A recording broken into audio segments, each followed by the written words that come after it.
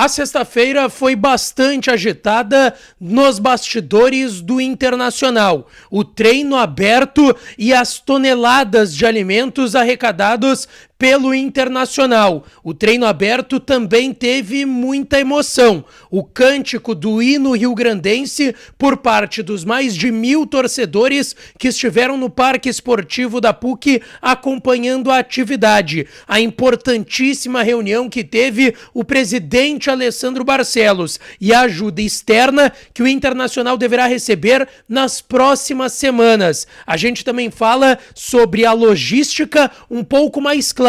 E o Inter pode jogar e deve em 3 estádios diferentes nos próximos dias. E também o Beira-Rio será sede de um grande evento e eu te conto tudo isso depois da vinheta.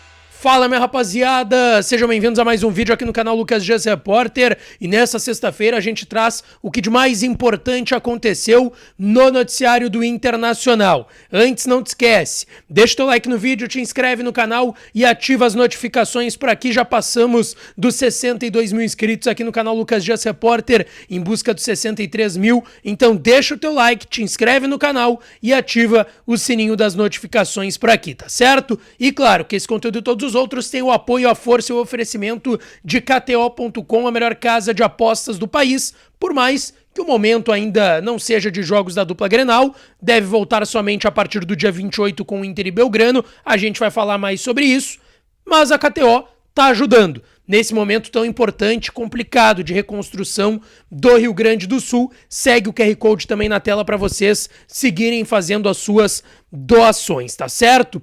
Gente, eu quero começar aqui falando do treino, que foi com portões abertos hoje no Parque Esportivo da PUC. O treino foi à tarde, tá? No campo da PUC, eu estava por lá e quero trazer alguns detalhes para vocês. O torcedor que foi à PUC tinha que doar 1 quilo de alimento não perecível, pelo menos. Se quisesse doar mais, obviamente, toda ajuda é bem-vinda. Teve a presença, essa atividade, de 1.325 torcedores. Uma festa muito bonita, a Guarda Popular estava por lá, organizada do Inter, com a sua banda, fazendo muita festa com os instrumentos, cantaram o hino do Rio Grande do Sul e foram arrecadados 3.000 toneladas de alimentos, tá? Que foram doadas ao Hospital da PUC, ali ao lado, e que vai ser direcionado pelo Hospital da PUC aos atingidos pela enchente aqui no estado do Rio Grande do Sul.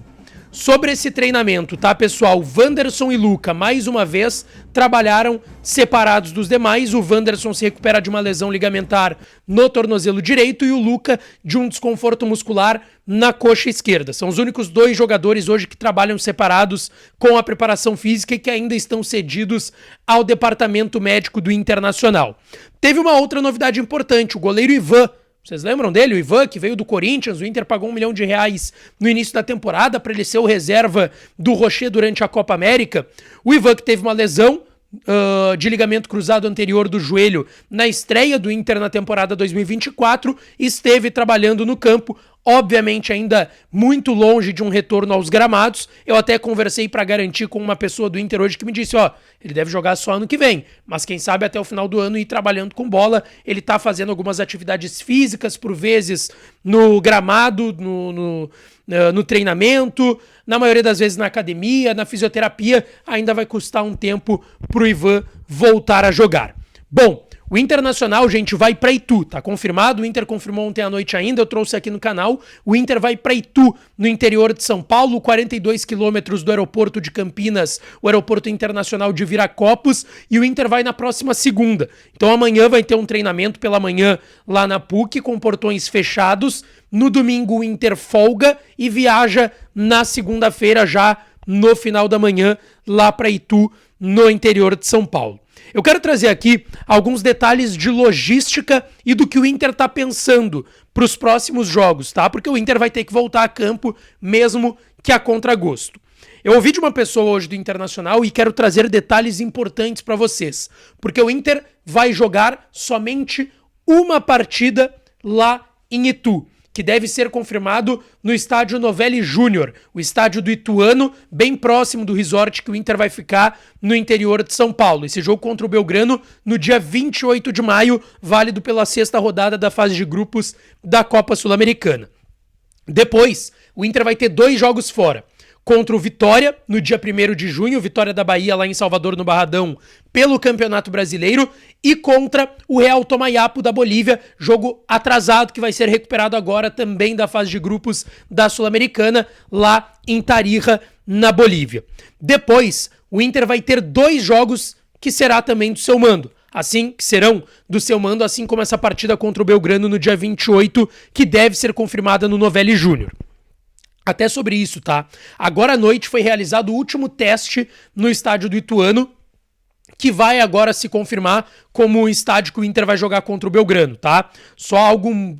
Olha, se tiver um problema muito sério no estádio, porque me relataram que estruturalmente tudo certo, tem lá os 10 mil lugares que pede a Conmebol. Em relação ao gramado, tudo certo. Só que tinha que ver a iluminação, e esse teste de iluminação tem que ser feito à noite, porque o jogo contra o Belgrano vai ser feito à noite, então o Inter deve confirmar nas próximas horas o Novelli Júnior como estádio contra o Belgrano. Só que aí o Inter pega o Belgrano no Novelli Júnior, vai ser confirmado esse estádio, aí tem Vitória e Tomayapo fora, e tem Delfim e Corinthians pelo Campeonato Brasileiro, o Delfim pela Sul-Americana, com o seu mando, obviamente não será até lá no Beira-Rio. Mas o Inter tem como ideia se aproximar do estado do Rio Grande do Sul nesses 2 jogos. Só sobre o Novelli Júnior, tá? Vai ser realizado esse teste. Caso dê algum problema, ou que não é a tendência, o Inter recomendou outros estádios para jogar contra o Belgrano. O Moisés Lucarelli, estádio da Ponte Preta, o Brinco de Ouro da Princesa, estádio do Guarani, 2 estádios em Campinas, perto de onde o Inter estará, a Arena Barueri, também no interior de São Paulo, e o Nabi Abichedi, estádio do Red Bull Bragantino. Esses estádios são opções para o Inter só se der algum problema com o estádio do Ituano. Mas para esse jogo contra o Delfim da Sul-Americana e contra o Corinthians, eu ouvi que o Heriberto Wilson, estádio do Criciúma, eu falei sobre ele no vídeo da tarde, que já passou por vistoria, tudo aprovado pela Conmebol, e o Alfredo Jaconi, estádio do Juventude em Caxias do Sul, são os favoritos para o jogo contra o Delfim e contra o Corinthians. Possivelmente o Heriberto Wilson contra o Delfim e contra o Corinthians lá em Caxias, no Alfredo Jaconi. Só para vocês entenderem, em relação ao estádio Heriberto Wilson lá em Criciúma, que é divisa ali praticamente entre Rio Grande do Sul e Santa Catarina, o primeiro município que tem ali pelo menos umas 4 horas de carro aqui de Porto Alegre. Vocês vão me perguntar, Lucas, não tem aquele pré-requisito da Conmebol que o estádio tem que estar a 150 quilômetros de um aeroporto internacional? Sim. No regulamento da Conmebol diz que ele tem que ser de um aeroporto internacional ou que tenha voos comerciais, que daí é o aeroporto que não é internacional. Mas tá errado, tá? O Inter já tem a confirmação, o Grêmio também teve essa confirmação, que tem que ser 150 quilômetros de um estádio, do estádio para um aeroporto com voo internacional. E o Heriberto Wilson não atende isso, porque o único aeroporto internacional que tem em Santa Catarina é o de Floripa. E é 214 quilômetros. Então como que o Inter jogaria lá? O Inter vai realizar um processo de internacionalização do aeroporto de Jaguaruna, que é o aeroporto mais próximo de Criciúma. O Inter vai chamar uma autoridade cabível, vai levar até o aeroporto e vai falar, queremos internacionalizar esse aeroporto, por isso, vai apresentar, levar documentos, enfim. E eu ouvi de uma pessoa que não é um processo simples, mas que não é tão complicado assim. E aí seria a forma que o Inter encontraria de jogar no Heriberto Wilson e ter mais torcedores em relação a Itu em São Paulo para esse jogo contra o Belgrano, tá certo? Gente, quero falar agora sobre uma reunião bem importante que teve hoje do presidente Alessandro Barcelos com o Paulo Pimenta, que foi nomeado pelo presidente da República, o Lula, como secretário extraordinário da presidência da República para apoio à reconstrução do Rio Grande do Sul. É um nome bem grande, mas é um cara importante. O Valdez Góes, do Desenvolvimento Regional também do Brasil, também estava nessa reunião, além de representantes de outros clubes do Rio Grande do Sul. Tava o Fábio Floriani, que é vice-presidente do Grêmio, o presidente da Federação Gaúcha de Futebol, Luciano Oxman, tinha o Milton Machado representando o Zequinha, tinha representantes do Juventude, do Caxias, do Ipiranga, do Brasil de Pelotas, que também participaram. Nessa reunião, o Paulo Pimenta falou sobre medidas para amenizar o impacto da paralisação do futebol gaúcho e também planos para viabilizar o retorno dos jogos. Por exemplo, a alfandegação da base aérea de Canoas para jogos da Conmebol, para que os clubes possam descer em Canoas, mais próximos de Porto Alegre, para quando a Arena e Beira-Rio estiverem à disposição. E auxílio também logístico dos aeroportos. E os ministros também, o Valder Góes e o Paulo Pimenta, eles se propuseram a colocar os clubes na inclusão do plano fiscal que vai ser oferecido para empresas que tiveram situações de dificuldade nas enchentes. E aí vai também aproximar os clubes do BNDES, que é o Banco Nacional de Desenvolvimento Econômico e Social.